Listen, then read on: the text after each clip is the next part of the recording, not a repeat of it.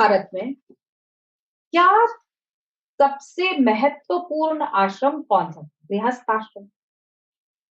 इतना महत्वपूर्ण था कि कुछ ऋषियों ने और कुछ धर्म सूत्र लिखने वालों ने कहा है कि 4 आश्रम नहीं होते हैं, एक ही आश्रम होता है, एक आश्रम में। और वो एक आश्रम होता है गृहस्थ आश्रम। ऐसा क्यों?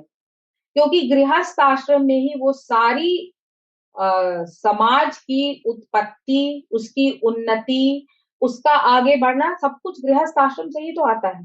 गृहस्थ आश्रम में बंधते हैं दंपति, फिर पुत्र पुत्री होते हैं और उससे समाज आगे बढ़ता है। फिर गृहस्थ आश्रम में कार्य होते हैं, उसमें जितनी, जिसको मैं आज के तरह से बोलूं तो इकोनॉमिक एक्टिविटी होती है। प्राचीन भारत में इकोनॉमिक एक्टिविटी का केंद्र बिंदु गृहस्थ आश्रम।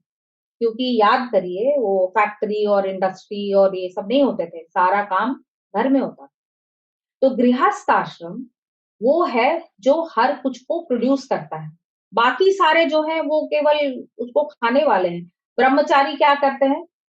वो एक गुरुकुल में रहकर पढ़ाई करते हैं। क्या वो कुछ भी धन संसाधन अपनी तरफ से कुछ वो बनाते हैं, कुछ निकलता है? नहीं, वो इधर है।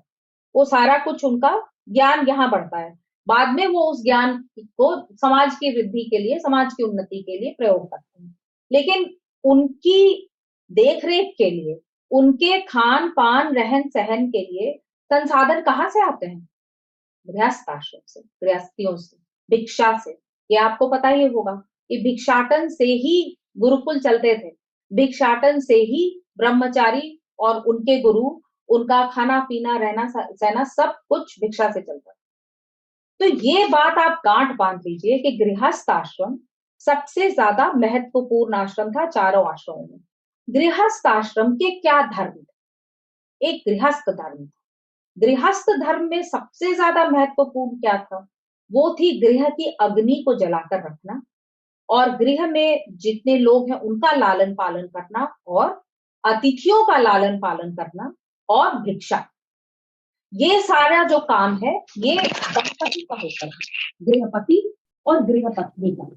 तो ये जो धर्म है, और वैदिक धर्म की जो बेसिक यूनिट समझ लीजिए, वो है गृहस्थी। और गृहस्थी की अग्नि, उस अग्नि को प्रज्वलित रखने का एक धर्म था। उसके लिए कुछ पूजा, प्रार्थना, अर्चना प्रातः से लेकर सायंकाल तक प्रतिदिन होते थे।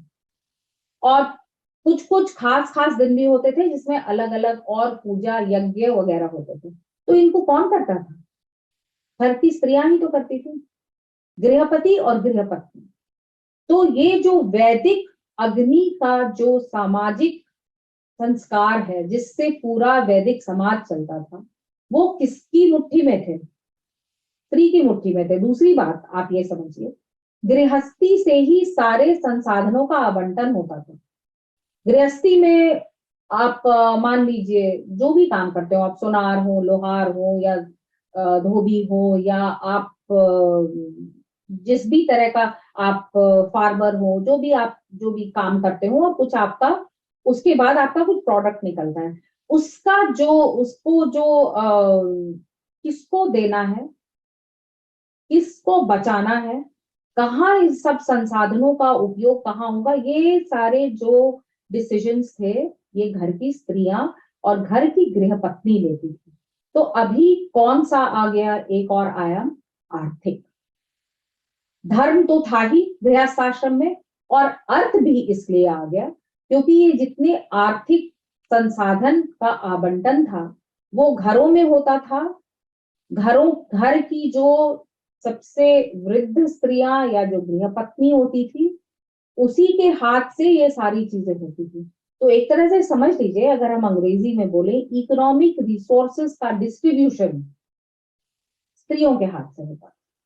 तो ये आ गया आपका एक रोजमर्रा के जीवन का आर्थिक आयाम।